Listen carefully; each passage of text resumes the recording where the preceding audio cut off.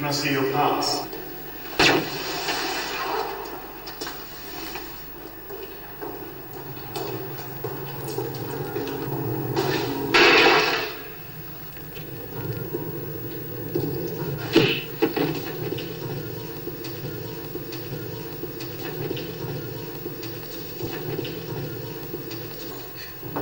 Decided to ransack to... I'm on my way.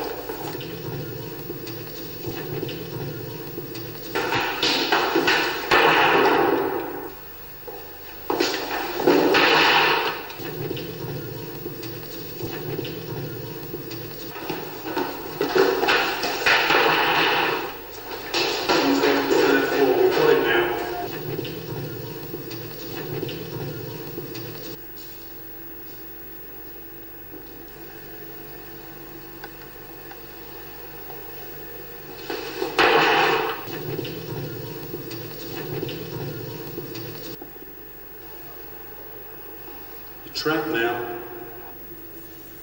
This is the top floor. We've got all the stairs covered. There's nowhere else to go. There's nowhere else to go.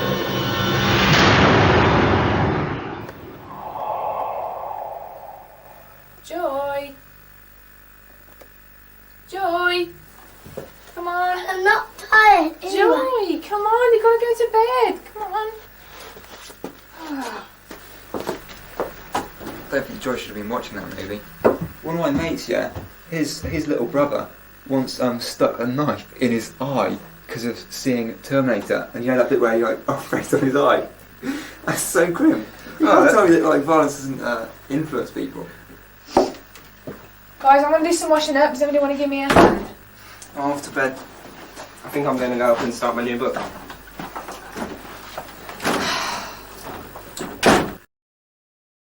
Something was scratching in the ceiling above the bed. Mice, said Gwyn. Too loud, said Alison. Rats, then. No, listen, it's something hard. They want their claws trimming. It's not rats, said Alison. It is rats, that's why they're so loud. I heard it the first night I came, said Alison, and every night since. A few minutes after I'm in bed. That's rats, said Gwyn. As bold as you please. No, said Alison. It's something trying to get out. The scratching's a bit louder each night. And today, it's the loudest yet. And it's not there all the time. They must be tired by now, said Gwyn. Today, it's been scratching when the pain's low. Isn't that strange? You're strange, said Gwyn. He stood on the bed and rapped the ceiling. You, up there, buzz off. His knocks had been answered. Gwyn, do it again. Gwyn stood up. Knock, knock.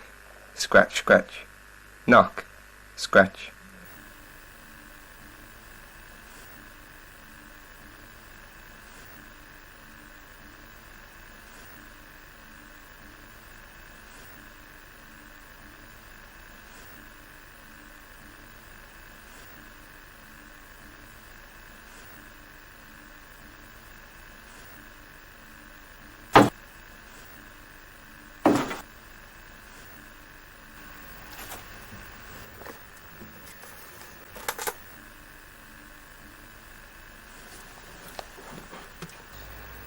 Not far away was his island, of which Bilbo knew nothing, and there in his hiding place he kept a few wretched oddments, and one very beautiful thing, very beautiful and very wonderful.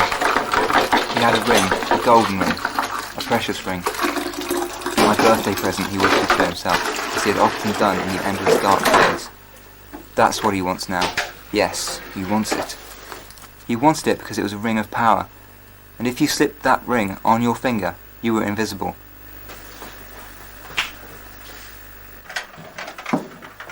Look what I found in the loft, Anne. Yeah, where did you get them?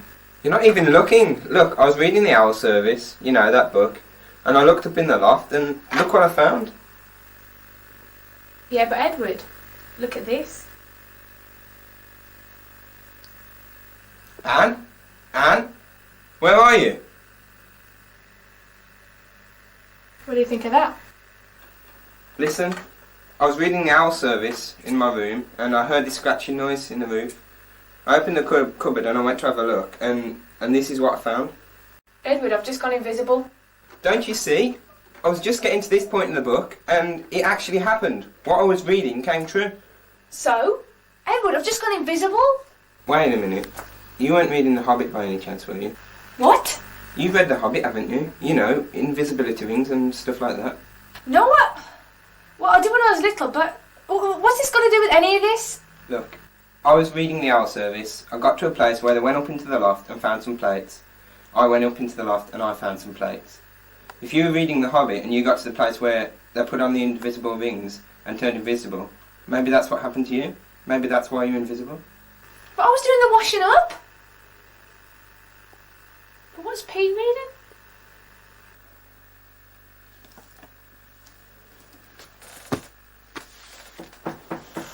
Come in.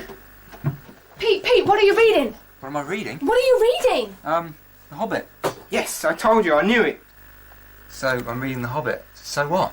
Pete, I can't believe it. What we're reading in the books is actually coming true in real life. I went up into the loft and I found some plates. Do you know what I mean? Some plates. So what were you reading then? The Plates of Wrath? What are you going on about, Pete? You know, the owl service. That's what I was reading. You've read it, haven't you? So you found some plates in your attic, yeah? Well, Gandalf just came in here as well, actually. Funny enough, because I was reading The Hobbit. Did you really? I knew it. No, not really. I was being sarcastic.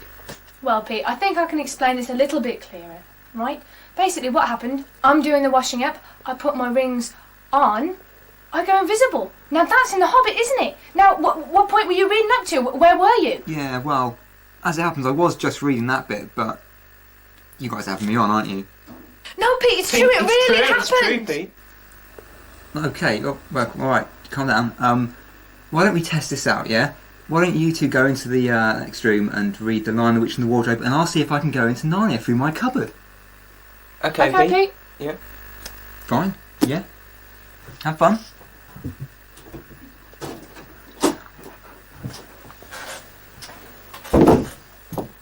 Right then, I'll go and get the book, you go and make a cup of tea, okay? What now? Yeah, go on, I'll find the book. Okay then.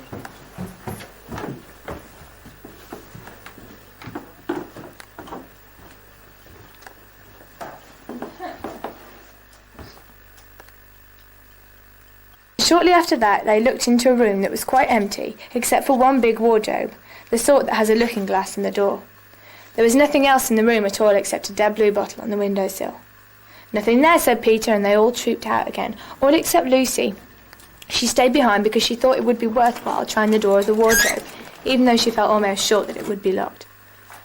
To her surprise, it opened quite easily and 2 mothballs dropped out. Looking into the inside, she saw several coats hanging up, mostly long fur coats.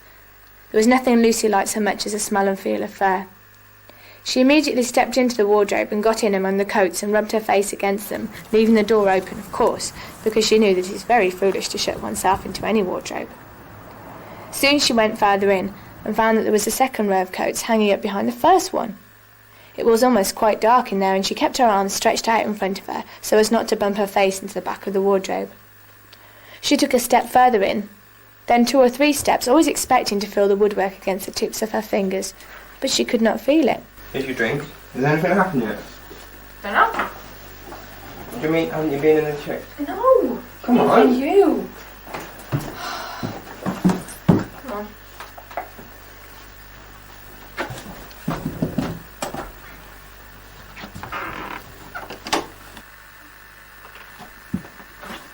Pete?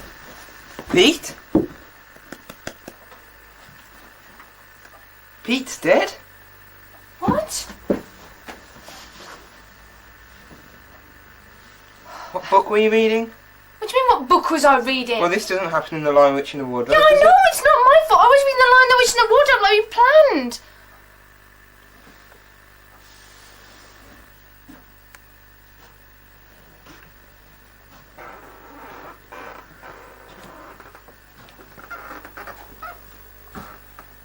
I can't understand this.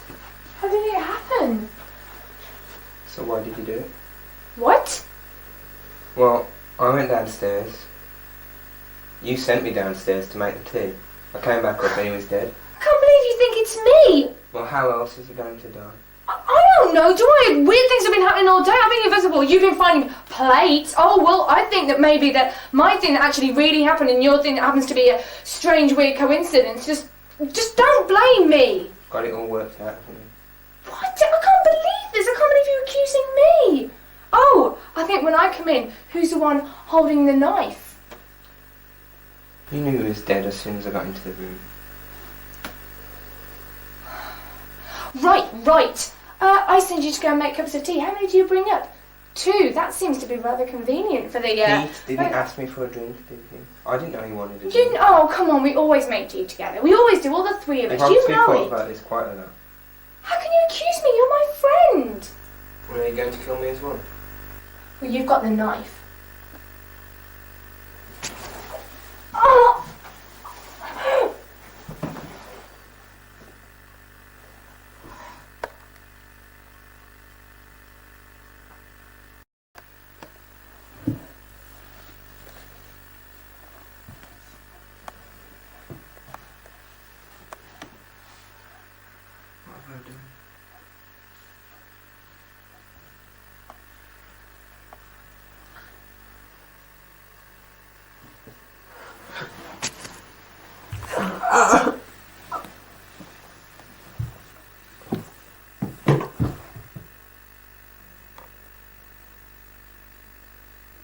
And they both fell down dead. The end.